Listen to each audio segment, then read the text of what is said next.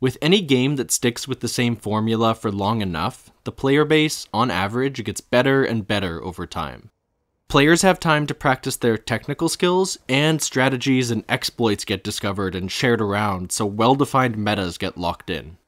If you compare an average player's games on Noctur and Toten back in those early days of World at War to that same player playing something like Moon, you can see how many things people had learned to manage simultaneously and do better and more efficiently, even on a way more complicated map.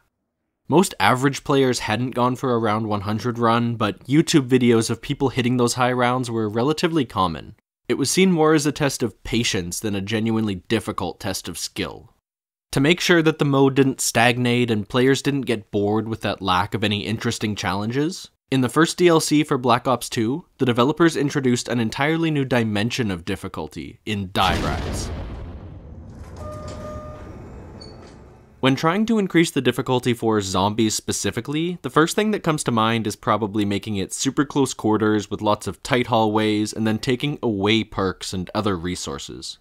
There's hundreds of gimmick custom maps out there that prove that, while yeah, that would make it harder, it's also very transparent and artificial. You're not adding anything new to the formula when you do that. It's been done before, and it doesn't have the same staying power as something that feels like a truly unique experience and an evolution that explores new and unexpected ideas. It's not enough to just statistically make a map harder. Good developers have to make sure that any complications that they add are interesting in and of themselves as well as being challenging. So, while Die Rise does have a lot of those tight hallways, the main focus of the map is instead on the verticality of being set in, of course, a high-rise building.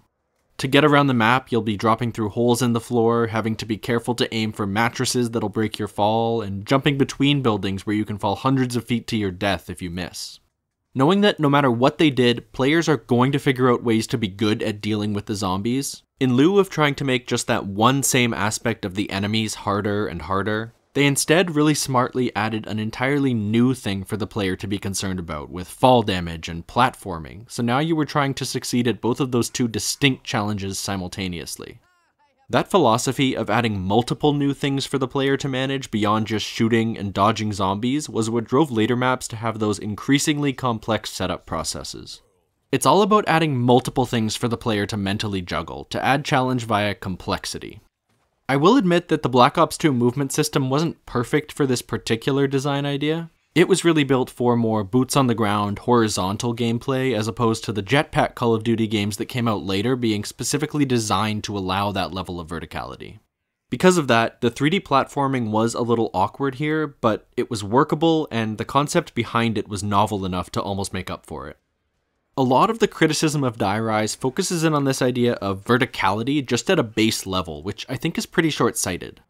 Arguing that because it's the zombies mode, the only reason that you should ever be able to die is because of the zombies is a really simplistic view that would prevent the mode from evolving in anything more than the most superficial ways.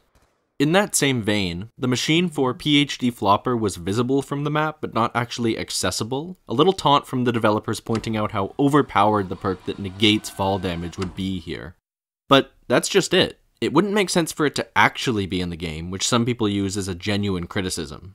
If it actually was usable, it would completely invalidate the defining feature of the entire map, leaving you with a layout that's honestly pretty poorly designed if you take away the risks that the big drops introduce.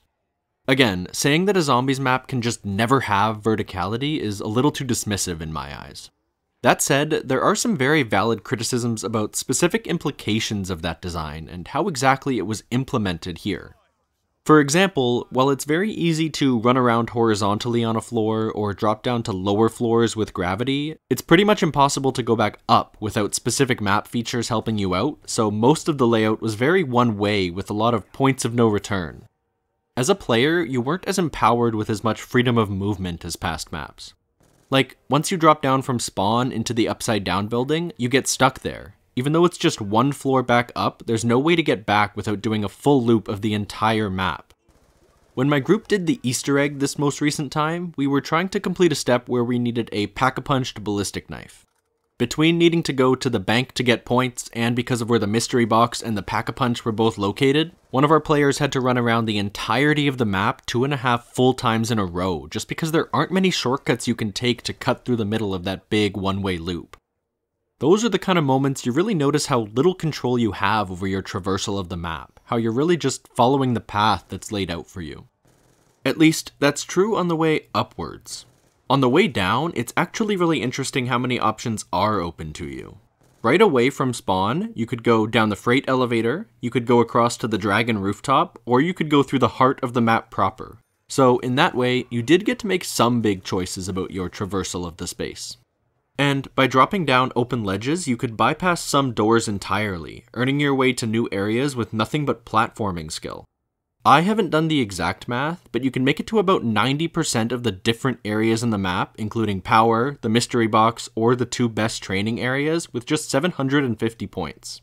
That's between skipping some doors, riding elevators to bring you to new areas, and the trample steam flinging you around. It's just unfortunate that that freedom really only applies going downwards because of the limitations of gravity. The other half of the game spent going up is an entirely different feeling with so many restrictions.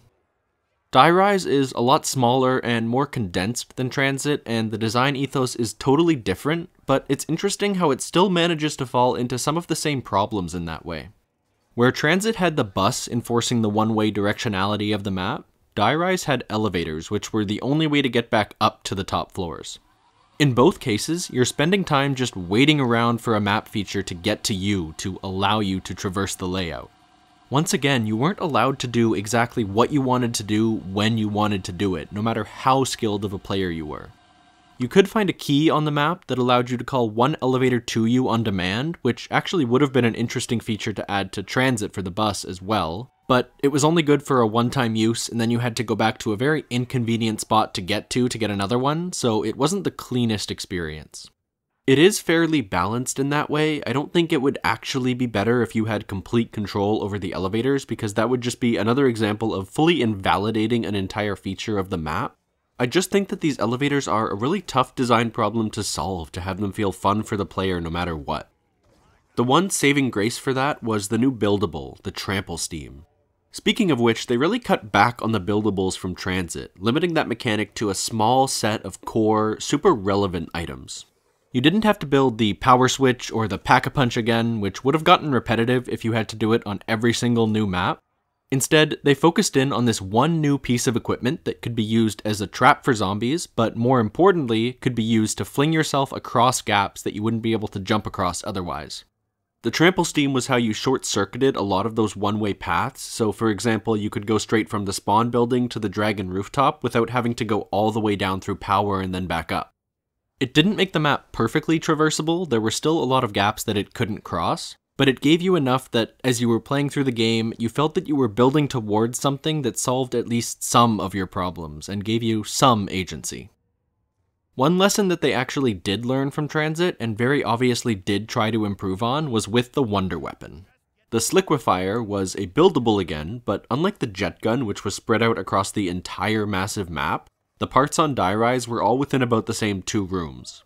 It was very clearly a response to Transit, and almost an overcorrection. It was now not even a little bit of a challenge to build a gun that was statistically way better than the Jet Gun. It worked by splashing out an area of effect that did, for all intents and purposes, pretty much infinite damage, and the splash would chain to other zombies, so with one shot you could kill a full grouped up horde. And then, whenever that liquid got on the ground, it would make that patch slippery for both you and the zombies, so you would have a small area that would be relatively safe for you because the zombies would be too busy falling over to attack you, but you would be sliding around as well. It's one of the best wonder weapons ever, purely in terms of how well it pairs with its map. It's powerful and great for emergencies, but at the same time you have to be cognizant about where you're using it because the slippery floors could easily have you falling down an elevator shaft or off the side of a building. It's well designed and balanced so that when you're using it, it's always reinforcing the core design goal of the map in your mind. The other thing that really felt like a direct iteration on Transit was the new perk for the map. With Who's Who, if you went down, you would immediately spawn back in somewhere else on the map with just a starting pistol, and you'd have to find your way to your own body to revive yourself. They were very clearly attached to that idea of tweaking the down system in a way that you didn't always have to start from zero if it happened to you. Their first attempt was with Tombstone Soda, but that was too passive. You just had to give up and die and hope that your teammates were good enough to finish the round without you. Who's Who was an improvement because it made that process more active. Players had to engage with the game systems to save themselves. But even still, this iteration didn't catch on as well as they were hoping either. Part of that had to do with a lot of people finding it difficult to navigate the map with just their starting pistol and no perks. And it also wasn't helped by being introduced on this map specifically, which had a lot of tight hallways and was hard to navigate even at the best of times. If you managed to pick yourself up, same as with Tombstone, you'd get all the perks and guns that you had before going down returned to you. If time ran out instead, your original body and inventory would be lost, and you would just continue playing from where you were, with the ghost becoming your new playable character. In this Who's Who mode, you were still a fully functional character, so even though you started back with nothing, you could buy perks and guns off the wall if it helped you fight your way back to your main body. If you got the revive off, you lost all those things you bought in favor of your original inventory, but at the same time you got refunded all those points you spent. So it quietly introduced some advanced strategies like being able to pack-a-punch as a ghost and then get those points back right away. I think they definitely nailed their goal of improving on Tombstone. It still wasn't perfect, which is why its evolution would continue to its conclusion on the next map, but as it is here, it still succeeded at being an improvement that made that mechanic more engaging for people who do want that second chance. Getting to the end of the list of new things on the map now, special rounds returned for the first time since all the way back on Ascension, this time with the jumping jacks. Using the Nova Crawler model, this variant trades out that death explosion for better acrobatics and teleportation to better follow you around that more vertical map. You always get the classic max ammo for finishing out the round, but to get the bonus perk bottle, every player in the game had to go the entire round without missing a single shot. It was interesting to codify accuracy as a requirement and really test players on that, because it was something you always had in the back of your mind when you were trying not to waste ammo, but it was never actually 100% necessary until now. Although, it was pretty easy to cheat it and just never shoot at all. Using traps or melee counted for not missing a shot. So that made being technically accurate against these very hard to hit jumping jacks deceptively simple. Speaking of different enemy types, this map also had slightly different classes of zombies, with some wearing body armor that gave them a bit more health, which didn't change the game a ton, but added a bit of danger to those early rounds when you expected a zombie to go down in one less knife. The bank and weapon locker systems returned from transit and worked across the two maps, which didn't make a ton of practical sense in canon, but in game terms really helped to connect the Victus maps and make them feel like a cohesive story. The intro cutscene was another reference to cycles, a concept they first started toying around with in Shangri-La, and one that's about to be really explored in the very next map. That idea that the characters are stuck in an infinite loop because we, the players, are constantly restarting games back from round 1. And lastly, even outside of the gameplay implications, the environment itself was really unique. It really fixed the Nuketown problem of maps falling back into that pattern of just being generic, destroyed areas with no real story to them. The one building that was upside down was a really interesting environment to traverse, and the map as a whole had this really immersive sense of being a real living and working space that was violently interrupted by the apocalypse. It was a little handicapped by the execution though, with a lot of it being built out of those dull browns and grays. There were some really gorgeous vistas where you could see stars, and chunks of the Earth's surface and atmosphere had been blown away by the moon rockets, but unfortunately, a lot of the stuff closer to the camera and more relevant to the gameplay was a lot uglier. Looking back on Die Rise, the biggest impression that I get is that it really was a direct sequel to Transit in so many ways. Some things they fixed, or at least partially improved on, like the wonder weapon process or making the whole map feel relevant and not like there were these big, empty, unusable spaces. But a lot of the underlying fundamental problems, like the amount of waiting you have to do or the lack of freedom you have to move around, are definitely still very much there. In the same way though, that ambition and imagination that ran underneath all of Transit's flaws was absolutely in Die Rise as well. And this time, that shone through a lot more with something that felt really unique in a way that was a lot more of the time really interesting to play. It was a big step in the right direction that helped lay the foundation for the renaissance that Zombies was about to go through.